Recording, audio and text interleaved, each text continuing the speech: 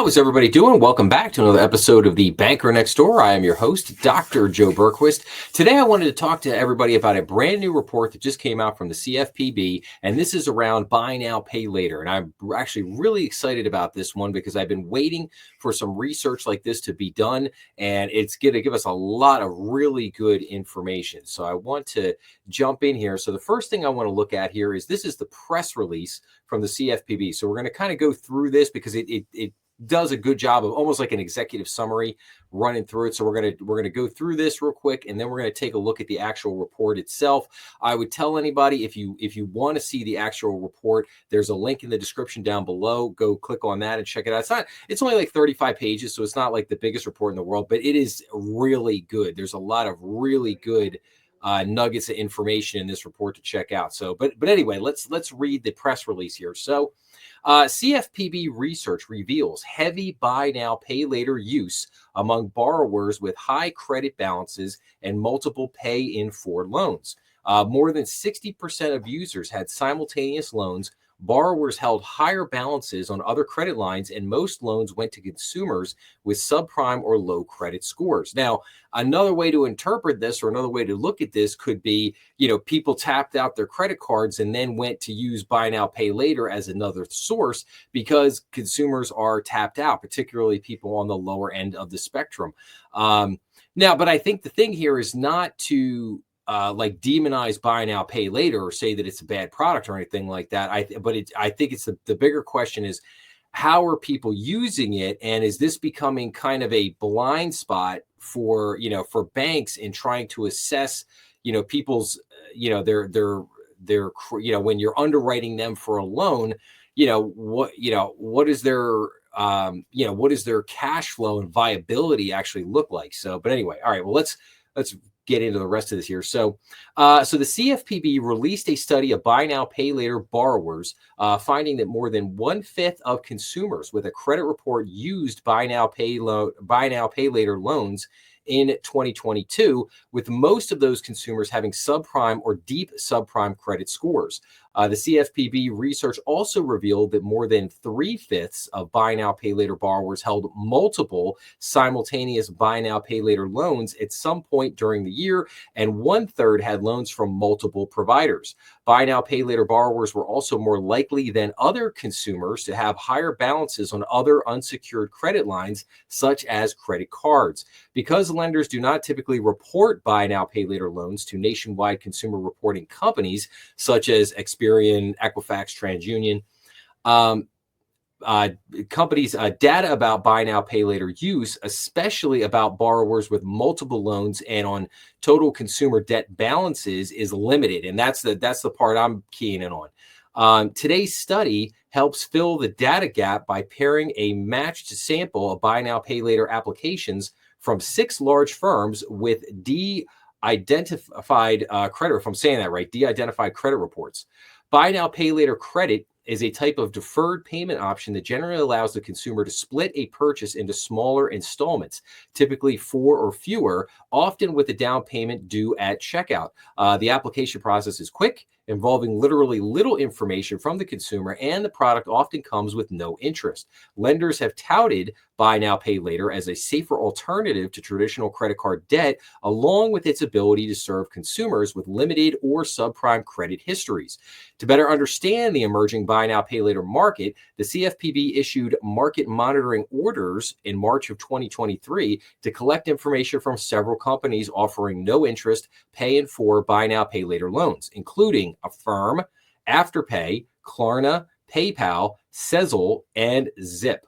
The CFPB matched the loan level and de-identified consumer information it received with consumer credit records to study the prevalence of buy now, pay later use. Today's report finds that in 2022, more than 1/5 of consumers used buy now, pay later. Among consumers with a credit record, 21% financed at least one purchase with buy now, pay later loans, up from 17.6% in 2021. About 20% of borrowers in 2022 were heavy users, originating more than one buy now, pay later loan on average each month, an increase from 18% in 2021. The average number of originations per borrower increased from 8.5 to 9.5.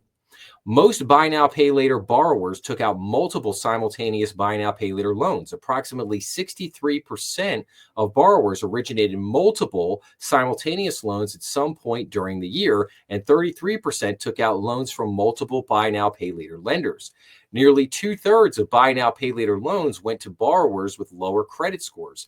Among these applicants with subprime or deep subprime credit scores, buy now, pay later lenders approved 78% of loans in 2022. Buy now, pay later borrowers were more likely to hold higher balances on other credit accounts. These borrowers held higher balances of other unsecured consumer debt, including personal loans, retail loans, student loans, credit cards, and subprime alternative financial services lenders. Before first time buy now, pay later use, consumers' average credit card utilization rates increased, suggesting that less available credit card liquidity may encourage consumers to use buy now, pay later. In other words, that's the key thing I was looking for. In other words, people tapped out their cards and then went to buy now, pay later.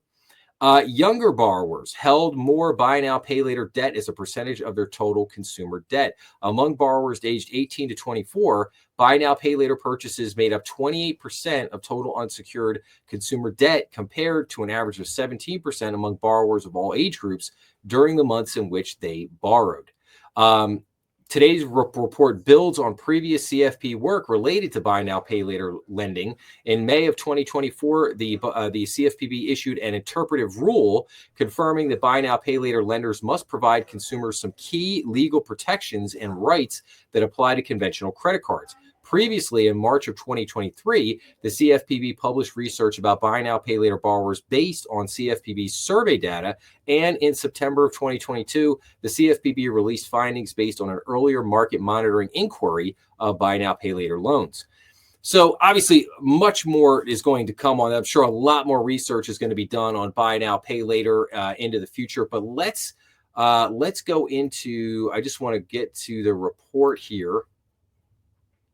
And so this is the consumer use of buy now, pay later and other unsecured debt.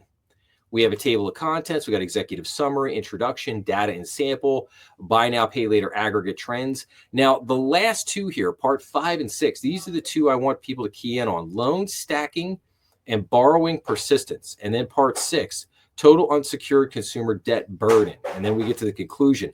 But parts 5 and 6, those are probably the two most important parts of the paper. And we're just going to go down because we kind of covered the executive summary there in the press release. So I want to shoot down here. And again, I don't have the time in this video to kind of cover every piece here, but let's just read loan stacking for a second. So unlike the lenders of other unsecured credit products like credit cards, buy now, pay later lenders do not typically report consumer buy now, pay later obligations and general repayment history to the 3 NCRCs and other credit reporting agencies. As a result, other creditors have little to no visibility into consumers' historical or outstanding buy now, pay later obligations when underwriting loans. As the prevalence of buy now, pay later has grown, some lenders and market observers have raised concerns that traditional measures of household debt may be systemically undercounting consumers' total unsecured debt obligations. By linking consumers' de-identified buy now, pay later loans to their credit records, we are able to identify the extent to which consumers originate buy now, pay later loans across different firms, as well as how buy now, pay later fits in with the rest of their unsecured debt portfolio. Now, to be clear here, you're not, as a bank, like, I'm not worried about somebody going and buying a few things on QVC. That's not what I'm worried about. What I'm worried about is probably the more extreme cases. Somebody runs up $50, $75, $100,000 in credit card debt, and they have an additional, $20,000, $30,000 in buy now, pay later, and all these firms all over the place. And I would not be, and again, that's I would consider that probably an extreme example, but I do not doubt that those examples exist out there in the marketplace. So basically, we have this blind spot, if you will, right now with buy now, pay later that we somehow have to address. But in this report, there's just a lot of great stuff here. The buy now, pay later loan stacking. And then we get down into the buy now, pay later borrower statistics. What's the average day they have the loans out there, originations, like all this kind of stuff. Buy now, pay later borrower statistics, heavy versus occasional users. A lot of great information here. And then buy now, pay later default rates by age group, 2019 through 2022. Credit card default rates of buy now, pay later borrowers by age group, again, 2019 through 2022. And then we get into the last part, which is the total unsecured debt burden. Consumers choose many types of unsecured credit options, of which buy now, pay later loans are one of those options. Other types of unsecured credit that we observe in the credit bureau records include student loans, credit cards, personal loans, retail loans, and other types of alternative financial services from subprime lenders such as payday and installment loans. We define a consumer's total unsecured debt burden as the sum of open balances in these types of loans and their total buy now, pay later purchase amounts. So, and then again, we see here, share of consumers with any amount open, unsecured balances in 2022 by buy now, pay later borrower group. So just in this chart here, average monthly dollar amounts of unsecured consumer credit by buy now, pay later. So you can see buy now, pay later still makes up a very small percentage of this. I mean, obviously the big bulk of this is in student loans, credit card debts, personal loans, but buy now, pay later still makes up a very small percentage for the most part. And then I just want to go down here. So what does it say? So like in conclusion, so this report provides the first descriptive consumer level analysis of buy now, pay later use, leveraging linked buy now, pay later applications and originations with credit reports. Findings reveal. All right, I'm going to skip through that because we already got a lot of that stuff. So in this report, we find that in an average month in which consumers finance at least one purchase using buy now, pay later, they hold more non-buy now, pay later unsecured consumer debt than consumers who did not use buy now, pay later that month. In all, non-buy now, pay later categories of credit examined, credit cards, retail and personal loans, student loans, and other types of alternative financial service loans. At the same time, we also document an increase in credit card utilization rates in the months preceding consumers' first-time buy now, pay later use. The analysis in this report does not determine whether buy now, pay later causally induces increases in non-buy now, pay later consumer debt, or whether consumers increase their use of buy now, pay later in response to decreases in available credit, or whether neither is the case. The importance of buy now, pay later in the credit profiles of buy now, pay later borrowers underlines the need for further research to understand how this growing financial product causally impacts borrowers' financial health. So, yeah, and I think that's from a scientific perspective, that's a very important thing to understand. Just because you're seeing something doesn't necessarily make it so. In other words, correlation does not equal causation does not equal correlation. So we have to kind of look at that and see if we could figure out, obviously, or see if we could find a little bit more research over time to see what the end result is there, if you will. But then you have some great appendix information. But this was just a great report. And like I said, I was really excited because I was really waiting for a report like this to come out. But I hope people will go look at this report and hopefully find some nuggets that they will find really impactful in there. Take this report, share it around. If you work in banking or financial services, I'm sure some of your colleagues will probably find this report very interesting.